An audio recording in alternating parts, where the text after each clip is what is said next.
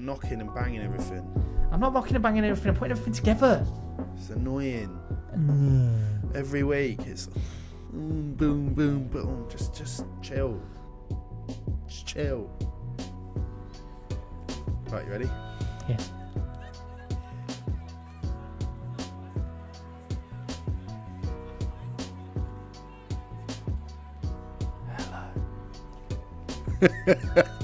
No, I couldn't keep up with that. Hello and welcome to Code and Colour.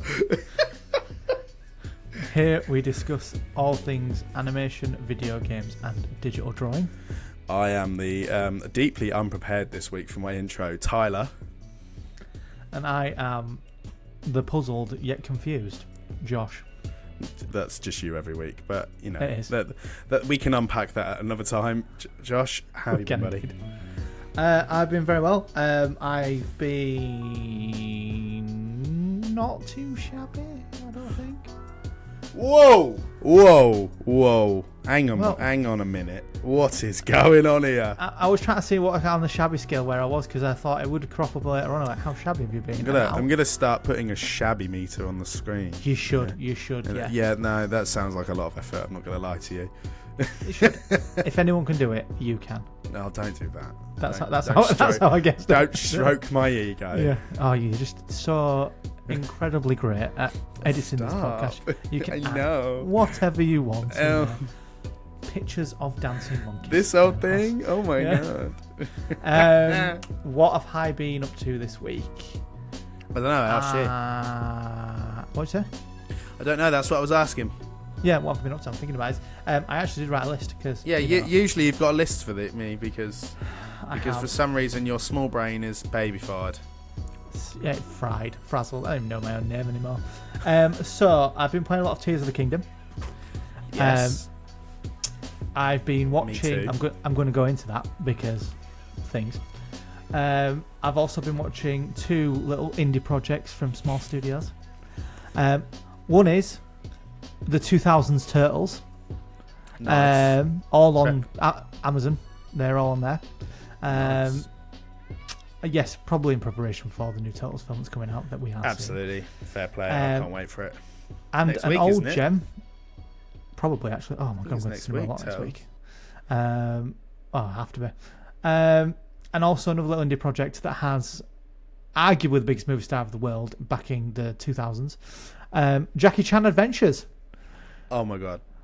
What, the TV show? I love that. Absolutely love that. Yeah. Great animated show. That's where I was like, when I was like talking about what I was going to do. And like, Do you know what's really funny about that? He's credited for 95 episodes. Do you know how many episodes he voices? 90. No. None. He is not the voice of Jackie Chan in his own TV show. Stop it. Who is? I want to say some dude. He's probably a very good voice actor, but it's not Jackie Chan. But he is credited as self for 95 episodes. I was like, that's just random. Why is he in there? Which is great. He's in the intro. Not at all. Not at all. He doesn't voice himself at all. Someone else voices him. You can tell as well when you watch it. Like, it's also very hard to stream. The first season's on Prime, which is terrible, and there's 95 episodes. So if you go on an old website, Dailymotion has the entire season on there. Josh just casually advocating illegally streaming something. It's on Dailymotion. You just go. And this is going on the World Wide Web for everyone to see, fine. Josh. That's fine. If it's free to use and I don't have to go through like a torrent site, it's fair game. If it's on YouTube, I can watch it. That's on you. It's out there for me to watch. That's on you. Speaking of Tears of the Kingdom, now this is the way where you're going to be like, oh yeah. I got it. Oh, did you? What, the Master Sword? No. I got the building thing. Oh, really? I haven't got it yet. So do you know what? You should just go get it. Like I want to. So you've got to follow some statues. The hardest part of it is you just got to follow some statues. And in the depths, Yeah.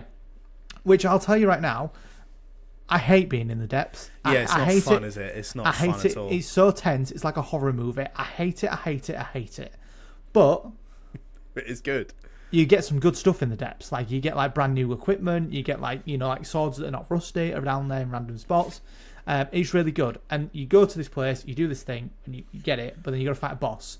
Now, the boss part was the part I hate, because I actually, of all the things in Zelda, I really don't like the combat that much. It's just one of those things where you've just got to get used to it, and it's one of those... It does take time. It takes practice, a lot of the combat. But I like it.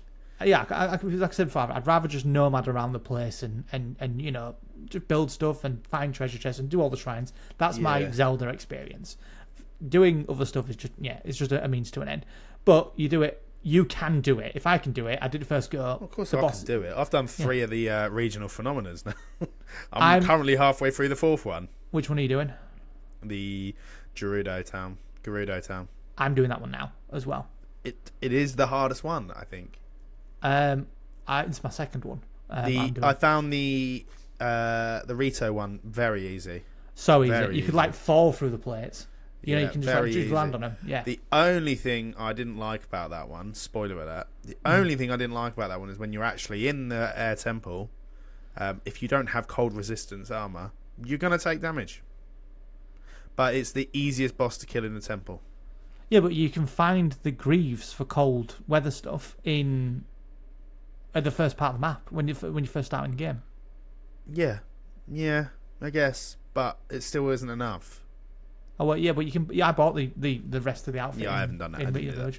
Yeah, I don't spend money that quickly. I don't like to buy armor until I'm like at least 10,000 rupees. Oh no, I buy armor in everyone. Like the heat one, I bought the armor, and because I remember you having to buy this much armor last time. Well, we were sweltering in the desert last time. In Breath. Yeah, but I don't remember you having to last time in Breath of the Wild. I actually spoke to someone about it today. I went, you should play Tears of the Kingdom. And they was like, I haven't played Breath of the Wild. And I was like, you really don't need to.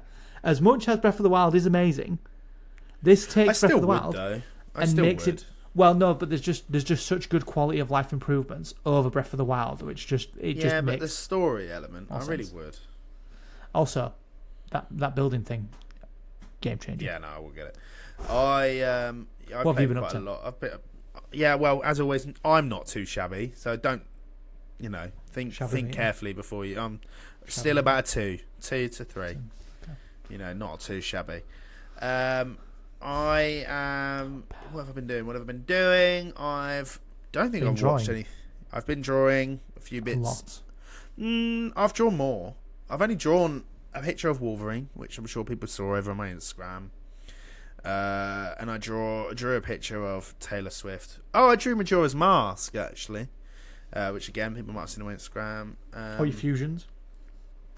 Have you put your fusions up? Yeah, all the fusions are on last week's episode. We talked about that last week. I'm sure you did a couple since. Nope, I've not done any more. Because the last thing I talked about last week was the Powerpuff Girls. And that's the last one I've done. I did draw a picture of Taylor Swift, but I haven't posted anywhere. I don't like it. I'm kind of not a fan of it at the moment. So, So, I'm afraid Miss Swift's going to have to wait. But that was fine. What else have I been doing? Don't think I've been watching anything animated. So, actually, to tell a lie. So, I started watching a show, and I can't continue with it. Not because I dislike it, but it's just almost a little bit too weird. It's called Bee and Puppy Cat. Puppy Cat. And it's an animated show. There's 2 seasons of it on Netflix. I don't even know how to explain it. It's a bit like, those YouTube videos of like the lo-fi hip-hop music to study to, and it's that girl that sits at her desk. Right? It's that kind of vibe of a TV show. The music is all sort of lo-fi tunes. And I'll be honest, it's very strange. And I watched 2 episodes and I went, I don't dislike it. I'm just not going to watch anymore because I couldn't get into it. It just wasn't for me. And I like the weirdest of the weird of animated shows. I'm cool with that. But no. It wasn't for me. So if you like it and you think I should give it more of a chance, let me know. I didn't dislike it. I just don't think it was for me. So, yeah. One thing I'd like to mention as well that I have already spoken to you about, I finished Korra. Oh, you did do that, yes, but you had your chance to mention that when it was your turn, so why don't you just leave? No, I'm joking. No, but it's a great TV show. He did recommend it, I did. and I recommend it to everybody else. So CNC recommendations work, people. There you go. There you go. That's what I'm saying. And then I've also been playing a lot of Tears of the Kingdom, as I just said. I am on, the 4th regional phenomena. But after I've done that one, just because I want all the abilities, I'm not continuing with any story because I want to do everything else. I want to open the map up, do all the little fun bits, get all some decent gear, all the abilities and stuff. Yeah, I'm going to do that. So I think that's pretty much all. Yeah, that is it. What are we discussing today? So this week, it's a bit bleak, actually. It's a bleak topic for old Code in Colour. But I think, actually, it's been a topic that's been recommended to me by a few people that we should discuss. And I think Josh and I are in agreement. It is something that's important because it impacts on a creative aspect. And that is the current situation going on in Hollywood with the writers' strike and the recently announced actors' strike.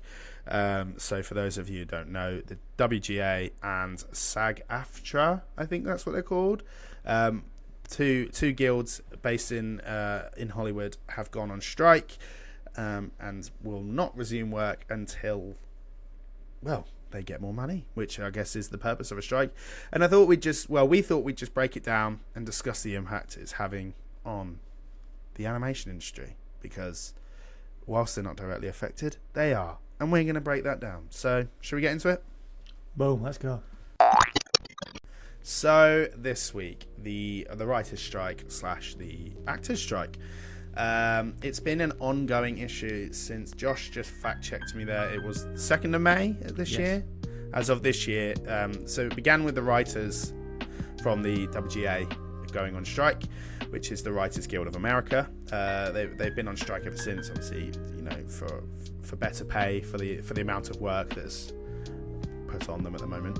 And then as of last week, I can't remember specifically what day, but SAG-AFTRA, I want to say, SAG-AFTRA, I think it's called, is the Actors Guild based also in America, has also gone on strike. So that also impacted Oppenheimer, didn't it? Because the actors all walked out of the premiere for that, rightfully so, in solidarity with their fellow compadres. So yeah, there's quite a lot that's going on at the moment. We're going to break it down, but essentially everything in Hollywood has come to a halt. I think this is the second time we're seeing a strike in the last 15-16 years, and it's not common for this thing to happen that often, and for it to be happening that often says a lot about the current state of the industry. And the last time we saw a writer's strike was in the height of some real American TV drama, such as shows like Lost, Prison Break, Heroes. Like 3 shows at the time before the strike began. Obviously they're not animated, but it's worth mentioning. They were the shows to watch at that time, and have all 3 suffered severely post-strike, which is, doesn't put things in a good light, does it really? And so we're going to break down the current strike, and I'm going to start with Josh. What are your thoughts? Pay the people, Good. That's good, Josh. I'm pleased. Essentially, I'm a bit of a double-edged sword with this, because devil's advocate, tin hat. No, it's not devil's advocate. This is something we discussed before. Yeah. It's all about AI. It's all about AI, and I told you it comes back. Okay, well that's right. Taking we'll over. Get that. We'll get there. Yeah. But I want to know your thoughts. Like, what you thinking? I just agree that the writers and the people that the creatives behind these things should be given fair pay. They should not be taken for granted, altered in any way, and they shouldn't have to go through the things they're going through. They put a creative piece out, they should get the recognition for it. These are people who are television, news, radio, online writers, anybody who's writing anything, basically.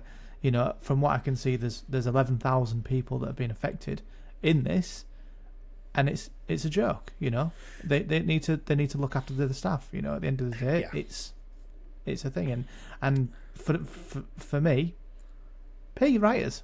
Pay the people that do it, and your actors. These are the bookends of a project that start. And it's insane to think if you if you look at like some of the studios that are involved, some of them are Disney, right? So or Warner Brothers, things like that. Don't get me wrong, Warner Brothers have had a bit of a rough time with Flash. The last couple of films have not been that great for Warner Brothers, but for Disney, right? Their films are averaging $1 billion. Like, they've got to be averaging around 700 million if you took all the films in the last 5 years, right? But 5 of their films last year grossed over $1 billion, right? And yet here we are in a scenario where the actors in those projects and the writers in those projects are underpaid, overworked and underpaid. And it's a trend that we're seeing more and more within this industry.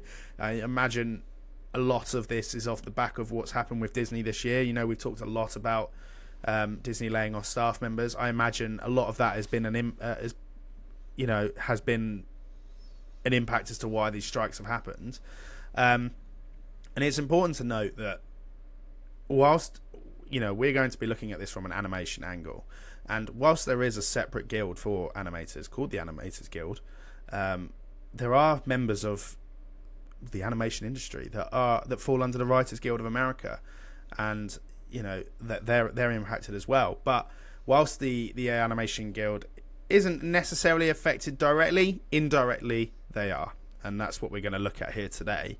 So one of the things that's come to light about this situation, there's an article that we've read, and we can link some of these in our bio once we put this episode out. And it was an article from a website called Deadline. I think Josh and I really found this particular article. Deadline. Yeah, big up to yourselves. They brought a lot of situations to light, and there's a particular quote I want to mention, and it comes from Ben Simon, and he's written on the show The Adventures of Rocky and Bullwinkle, and amongst other things, and he has said that he can't see a way out of this. So long as one union is insanely cheaper, animation studios will always choose the Animation Guild, unless the powerful creators have enough sway to make it WGA. He wrote, "I wish we had the ability to get TAG writers paid more so the choice mattered less." So essentially what he's saying here is that, you know, it doesn't matter if these WGA writers are on strike, because we'll just go with the Animation Guild, who are a lot cheaper. Now, there's a lot of problems there, right? Number one, it's like almost seeing the Animation Guild as second best. But number two being that there's no reason for them to increase the wages for WGA, because there's a whole industry that's cheaper, right? And that creates a lot of problems, because everyone deserves equal pay, and it kind of you know conveys the fact that WGA aren't getting paid enough. But it makes me think, well, the Animation Guild are getting paid even less, and they obviously need a lot more as well, because they're doing as much work as well. Josh, what do you think?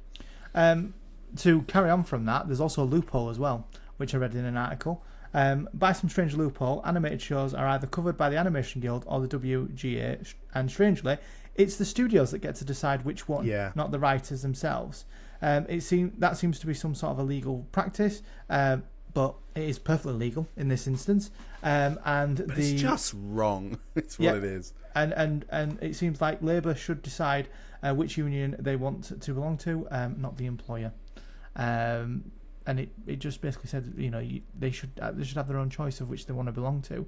Another thing to sort of bounce off that as well, there are some animation properties that are covered by the WGA. Big dogs, you know, little indie projects that we're... It's mostly stuff that Disney have the rights to, right? It's like The Simpsons. Bob's Burgers, Family Guy, American Dad. Big Mouth, Netflix's Big Mouth and Disenchantment are on there. And Disenchantment as well. So it's you know, the big dogs. It's the smaller studios that could suffer here, right? 100%. You know, the underdogs in these scenarios. I don't see much from, like, I know DreamWorks aren't an underdog either, but I don't see much from them being covered. And they're a big studio, so they might have to lay off a lot of staff if they don't want to do that. And if they can't get the support or the protection from what's going on, it just feels like, once again, the animation industry is the one that's going to take all the heat for this situation, because they're going to get overworked, and then they're going to get overworked. The WGA are going to go back to work, and the Animation Guild are going to get overworked. But what are they going to do? Because no one's taking them seriously, right? However, interestingly, I did see that 1,500 members of WGA signed a pledge for WGA to cover animation writers as well. Such people include Seth MacFarlane, J.J. Abrams, Nick Kroll, Amy Poehler, Mike Scher, Mindy Kaling, who, fair enough, I don't rate that woman, and we know on this podcast that I am not a fan of her. The best Velma. But yeah, those are just some people that are included in signing this pledge, which I think, you know, is a great move, and it's good to see that sort of thing. I like to see, you know, some of the big dogs in the film industry, you know, standing in solidarity with a studio that isn't taking that seriously. Yeah.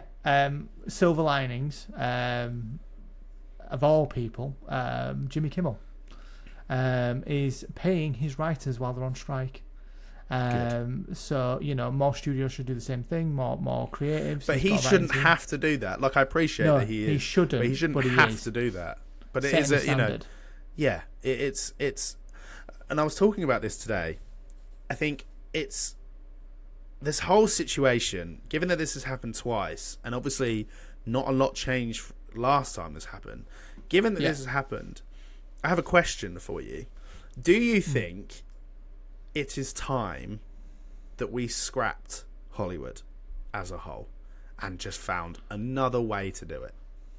Because before, and let me add some further detail to that, because I know you're probably thinking, Jesus Christ, I was not prepared for that. But I know that's a big. You could have bit of foreplay first. You know what I mean? Foreplay. Yeah, sorry, just cut straight to the meat. You know, skipped around the sides. Flustered. No, so my thought process with this, and I was talking about this with a friend today.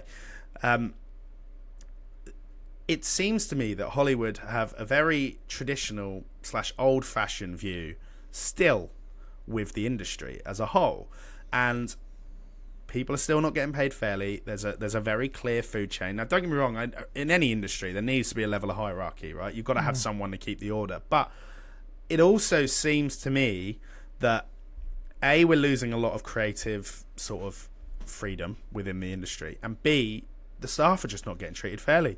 We're getting people losing their jobs at severe numbers as well, like 7,000. I know we always talk about it, but 7,000 members of staff from Disney, right? This is a top 5 studio that own a lot of the film industry. That's crazy, and everyone should be worried in this industry if Disney are having to do that. That's my reasoning for it. I think Hollywood was very reminiscent of a time where, you know, cinema was becoming popular, but it's not working. I don't think Hollywood is working the way it wants to work anymore.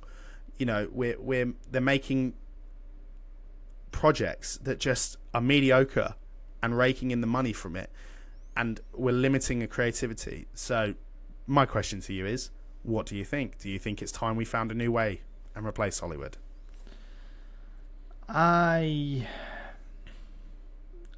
Whilst thinking about this, I was trying to come up with an answer that sort of would... Devil's advocate, probably. No, it would be what can I say and what can't I say without getting too political? Because we like to keep it doesn't need to be political. Yeah. No, but like sort of, you know, without a sort of an agenda. And I think that right now, there's a guy I watched that's the Critical Drinker. Who's a shout out if you've ever watched him. Great guy. Yeah. Says it as it is. And I think that Hollywood has now got an agenda, and we've still got fat, cigar chomping white idiots. You know, Kingpin from Spider-Man. Exactly. At the top of the chain, there could be white men, there could be white women, there could be any sort of whatever ethnicity you want to be, but they're all at the top of the food chain making decisions about dollar bills rather than actual creative products. You know, and like going, you know, I'm not one to bash Disney, but Bob Iger, that guy is a moron. Horrible. He's not just a moron. He's an actual villain. He's an actual creature, and it falls down. It goes down to him. He's a creature. It goes down to Kathleen Kennedy. She's an animal as well, you know. And They just don't make the right decisions. They're sitting there, back to the corner, deciding all these big things, these big properties that people love and enjoy. Kevin Feige, he's another one. I love Marvel, and I love the anything from Iron Man to Endgame or to Spider-Man, even Guardians 3. To Guardians 3 we'll go. The stuff in between, nah. But I love that stuff, and I've got them tattooed on my arm. But all they're doing is going, you know what? Let's see how much money we can make and push things out. And a good example of that with this actors' strike, it's to do with one of their things is about AI. Secret Invasion, the new Samuel Jackson TV show that's a spy caper thriller. The whole intro is done with AI, and it looks horrendous. It looks dog shit. It does. It looks absolutely horrendous, and it's all decisions that's trying to save money, but you're losing the soul of what brought you to where you are. And everybody's sort of sitting there going, well, actually, I'm a multi-billionaire because I made really good, risky decisions that really did pay off. And now it's just churning out absolute bullshit. Yeah. Excuse my French. And I think we need to knock the status quo. And I think we need to, push boundaries and make things that are creative and not make anything that's just political or that ticks a box in some sort of fashion. And that's what Hollywood's doing at the moment, is putting writers in a box where like, your female character has to be a strong, independent woman, and she doesn't need a man, or she can't be taught by an elder, or we can't do this, and they have to be, they don't need to have a relationship, or the man's a fucking weak bitch. Sorry for my French. And all they're doing is going down a cesspool of just killing every property and everything creative, and the writers are sick of it, and the writers are so sick of it. Yeah, the writers are so sick of it that the actors themselves, who get paid an absolute fortune to be in these movies, are standing by them going, you treat your writers with absolute disgust and contempt. Every one of these studios should be ashamed of themselves. Yeah, 100%. And Josh couldn't be more correct. And I just wanted to add more fuel to the fire. I sat researching for a while last night into this whole situation to get a broader understanding, and I came across a thread on Reddit. I know it's not the most reliable of source, but a lot of professionals in the industry were commenting on this thread. And one of the articles says, during the writer's strike, it's important to remember how, in the time of streaming services, companies like Warner Brothers Discovery have the power to effectively delete pre-existing shows without creating consent as tax write-offs. Now, there's a list of shows here that they've mentioned that could possibly be written off as tax write-offs. Do you want to have a guess what the overall theme is for these 5 shows I'm about to give you? They are indie projects that are not big dog TV shows and governed by big, cigar chomping kingpins. Well, given that it's Warner Brothers, Josh, I'm going to say you're wrong. But no, it was a very simpler answer. They're all animated. Oh, interesting. So, there's 5 shows here. Close Enough, Infinity Train, Final Space, Aquaman King of Atlantis, and Summer Camp Island were amongst the list of shows that would potentially be written off to basically save Warner Brothers some money. Not have to worry about that in the future. And it goes to... It comes... It probably, is why Netflix are cancelling a lot of their shows and have done as well. I would say Warner Brothers are not alone in writing these shows off, but it just goes to show that these big studios that are, at the top now, streaming services, a lot of them helm a lot of the projects that they release. You got these Netflix originals, Prime originals, they fund a lot of them, but if they're not making the instant cash that they want these days, they go, well, we'll just write them off. Get rid of them, don't worry about it, we'll pretend they never happened. And this is half the problem that we're seeing, right? We're seeing these writers and these actors day in, day out work hard. And this is, look at actors like Tom Holland, right? The guy 3 years ago was in every week I was going, bloody hell, he's in another film, I can't believe it. And now he's going, I'm taking a break from acting because I'm burnt out and I can't stand how much I'm working. And that probably is because he's overworked and underpaid. He is one of the biggest stars in the world, but even he is feeling the burnout. And I just don't know what's happening or how we've got back to this point.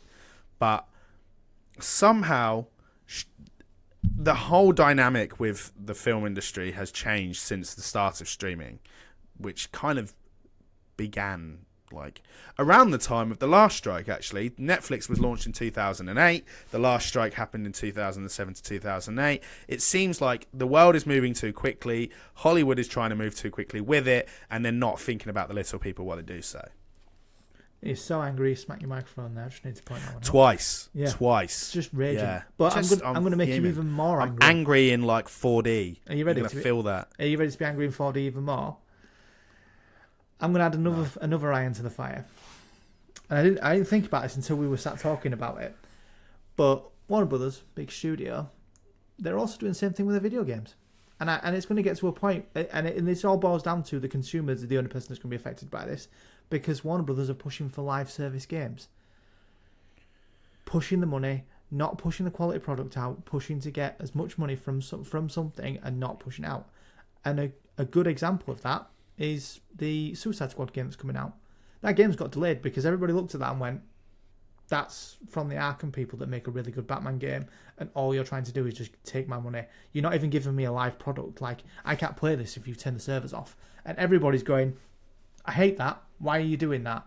And in this same instance, that the games are a similar property. You know, the writers do work on those, and it's across the board. But it seems like the big studios are just thinking about how much dollar signs they can make. They're putting out stuff for a consumer on a video game that they don't want to hear about. You know, everybody's saying nobody likes live service games. You've all tried them. Avengers was one of them. We hated that. Don't do that. Let's make quality products. And now on this side of the film, TV, and animation side of it, they're going, well, actually, I could get an AI product to do that. And everyone's going, are you mad? AI is a lifeless, horrible sort of thing. As shown by the Secret Invasion intro. It's disgusting. It's horrible. And it's, you know, I've sat there and I've spoke to family about what we're doing. And, you know, we've made it no secret that we are drawing our own logo and, you know, we're doing the thing. And my family came to me and went, why don't you just use AI? And I was like, well, I could do. But it'd be so soulless and just not us. We just do not we what do we it. talk we about. do the it's just work. Not we what put we it represent. in. You know what I mean? It's like if we ever, you know, if you know, hopefully we make it, and you know, we have, you know, a big podcast, and you know, I'm willing it into the world.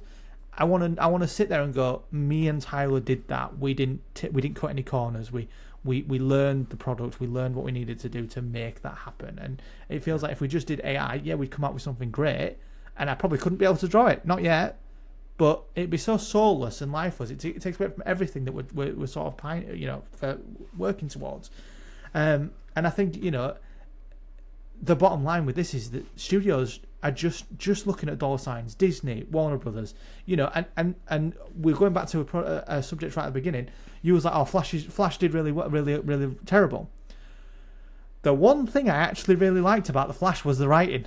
Like everything else was terrible, but the actual story, like I was like, oh, this is quite good. I quite enjoyed it for what it was, you know. And the reason that's tanking is because it's a terribly made movie and it's had a lot of studio meddling in it. But the writing to begin with was fairly decent. I quite enjoyed it. The trouble I find is so I mentioned the previous strikes, and I want to talk about a particular show which is Heroes, right? Big up. And it was a great show for its time. Like it was a really, really groundbreaking show for a, you know, just a standard sort of network show. It was ahead of its time, right? But the first series came out prior to the strike. The second series came out during the strike, and then every other series came out obviously after the strike, and it had one good season and went downhill. And my worry is that because they're not going to reach a resolution, they either go back to work or we lose this industry as a whole. And I can't see this ending nicely. Is that if they go back, it's going to be against their will, because most strikes go that way, and we're going to see the quality of a lot of projects for a long time now dip. And I think, you know, and in a really, really sort of like weird way, I kind of want it to do that, But then with that dip, I also want the revenue to dip. I want the box office sales to dip. I want things to dip for these major studios so that they look at it and go, shit, yeah, maybe we need to be taking this more seriously because we're losing some of the greatest writers of of the modern day, or these actors that are just not willing to work. Yeah. And we're losing the money for that. And I think one of the things that will be most affected, because I read another article. I do a lot of reading for this pod. I hope you understand this, people. We do a lot of work. That Ryan Reynolds can't ad-lib any lines for Deadpool 3 because he's not got a writer there. He's not got people on the team that can change anything and do it on the fly. So he has to do everything that's by the script. And I think that, when they do go back, they are going to go back, it be on their terms or be it on the studio's terms. It's inevitably going to come together. It's not. I don't think the palace is going to come crashing down as soon as we'd like it to do. But one of my most anticipated films, Deadpool 3, will be affected by that. Unless they've got an ironclad script that they're not sort of changing on the fly. To be relevant. I hope the film can stand on its own feet and not get affected by it. But it could go down the same route as Heroes, where it's just an absolute mess and it's not. It needed rewrites and they couldn't do it because of this. It'd be a shame if it does. It will be a shame. Not to say that what they're doing is not the right thing to do, but I just think that things are getting affected by this. That the studios should have had the foresight to pay their people. It should never have had to reach this point, right? We know full well that a project like Deadpool 3, given that we know who's going to be in it, right?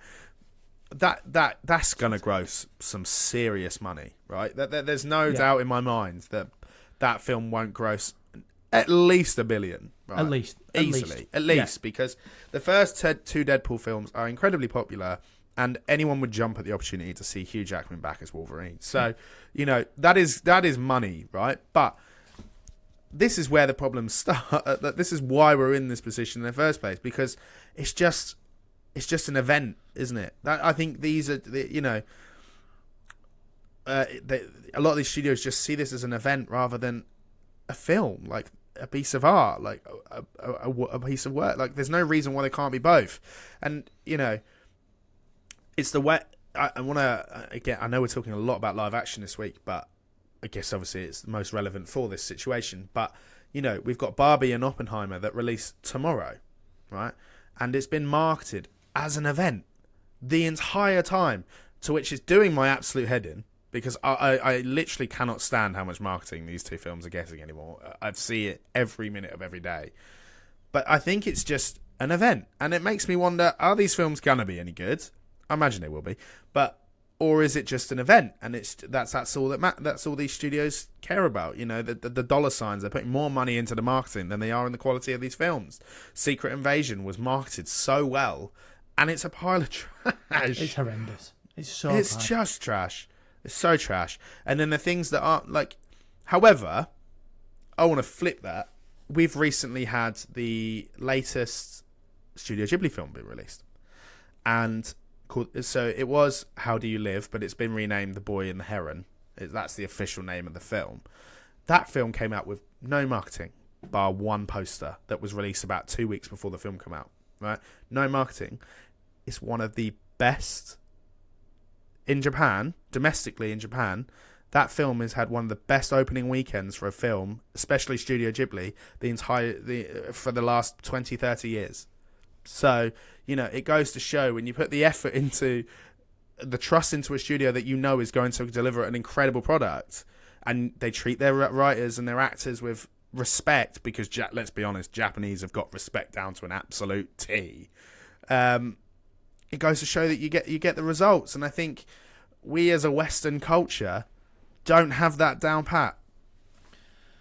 Anyone would think that Studio Ghibli knows what they're doing. I think they got an idea. I think they do. I think if that's the case, and he's right. As much as it pains me to agree with Tal, it pains me on a cellular level. He's right. They do. They look after their staff. They've seen it. They've released a product. With like little to no marketing, and it's just off the credit of the studio itself, because they know that studio puts out bangers. and they know that the writing team, the artist team that work on it, the animation is phenomenal. They know they've got gold standard, and these are the studios. These big, scar-chomping Colonel Sanders-looking people, are all looking at stuff. I could just picture how gross these human beings are. Gross. I'd like, we should do a drawing challenge and draw the just seediest, the pinnacle of an just the seediest guy you can, that's sat at the top, like a throne of money, like the Iron Throne of money, scumbag Donald Duck looking dude. What's his name? I thought you were going to say Donald Trump. No, Did you mean Donald Trump? No, Donald. No, what's the duck who steals all the coins? I have no idea. Yeah, it's an animated thing, but it's. Oh, we probably know, but it's not off the top of my head. But he's played by David Tennant in the remake. I can't remember what his name is. But yeah, even that Donald Trump, Donald Duck looking, cigar smoking, money throne wearing piece of shit. They know. They just need to take note, and and I'm not even going to be sexist. Male, female, they're all screwing them studios just from the top down. Not being funny. Bob Iger, who, by the way, one thing that he said was that. Hang on, what was it he said? Is it Iger or is it Igor? Because he looks like an Igor. He looks like an Igor. I think it's Iger. Bob Iger, yeah. Bob Iger, who, by the way, is a scourge. Goodbye. Just everyone in Disney. I just hate Disney. I don't know what it is. Right, yeah. But he is the food chain, top of it. He's the apex predator of Disney. He's the CEO. He is a predator. He probably is. But that's for a different podcast, I'm sure. But he said something along the lines of, if these actors and writers aren't coming back to work, that's fine. We'll wait it out. They'll just go without the work. We're not in any rush. It is what it is. And it's just... Scumbag. Why is that your attitude? Yeah. And I'm fed up of these money-making, horrible human beings like Bob Iger, like Kathleen Kennedy, that just need to get in a big old bin, close the lid, lock it, like one of those bins that you find behind a dodgy kebab shop. Just lock it and throw it away. Just get rid of it. Chuck it. Go to your local tip and just chuck them in there. What are you throwing out, mate? Oh, just some trash. I saw a video. I'm going to digress just slightly, but because I was watching it was a Kathleen Kennedy video where she got interviewed about something. She was on stage, and she went, "Oh, are you going to use any of George Lucas's material for 7, 8, and 9?" And she went, "George Lucas never wrote any screenplays for 7, 8, and 9." And there's 2 documented videos where he goes, "I've got screenplays for 7, 8, and 9," and I was just like, You've got no clue. She hasn't got a clue. No clue. All you want is strong female characters, which is fine. You can make strong female characters that are phenomenal. But they want them for the wrong reasons. Exactly. You want it as a message. Reasons. You want a message. Everything's a message. Rather than writing a well fleshed out character, like Ahsoka before it was taken over by Disney. I don't know anything about Ahsoka. Like I'm coming into Clone Wars and she goes into her own in Rebels or wherever. I know the bare minimum about her. I'll tell you right now, the Ahsoka TV show is the most hyped thing I've ever seen in my entire life. I am all over that like a rash because I know it's going to be a well written character. It is possible to write films and TV, with strong lead female characters, and there's a few in animation, and if you haven't seen them, totally recommend them. We've recommended them before. Nimona, Capo, The Age of Wonder Beasts, Legend of Korra. These are very good shows about very well written female characters who are hard as nails. All of them are hard as nails. Princess go and watch them. Mononoke, yeah. Arcane, yeah, they're all really good. Female. All better than 7, 8, and 9 of Star Wars, because Kathleen Kennedy is a complete and utter tit. And on that note, Josh, what is your CNC recommendation? And please let it be nothing by Igor. Bobby, we're calling him Bob Igor now. Bob Igor, creature. So my CNC recommendation is what I discussed at the beginning of the film. Get there, steady on. Beginning of the pod was Jackie Chan Adventures. It's a banger. It's a TV show. And you know what? I was watching the art style and it gave me hope. And I hadn't discussed this with you. They designed the characters to be really well detailed and to have the things that they need to see, the main characters discussing. The backdrop of each situation is squiggly line, a house that looks like a colour, you know, and it's just the most basic of like backdrops, but it gets the point across. And I'm like, I'm focused on the characters, I'm focused on the foreground, I'm looking at what's happening, and the backdrop adds to it. Doesn't take my eye away from it. And I was just like, the art style, it gave me so much hope that I was like, oh, I could draw a character and not have to animate the Picasso of a background on each frame. I could just draw something that would look, you know, fabulous. Yeah. But yes, Jackie Chan Adventures, not voiced by Jackie Chan for 95 episodes, but is an absolute banger of a TV show. TV show. So excited. It's so great. TV show. Jackie Chan Adventures. That is actually a great show. And I'm backing that. I used to love that show as a kid.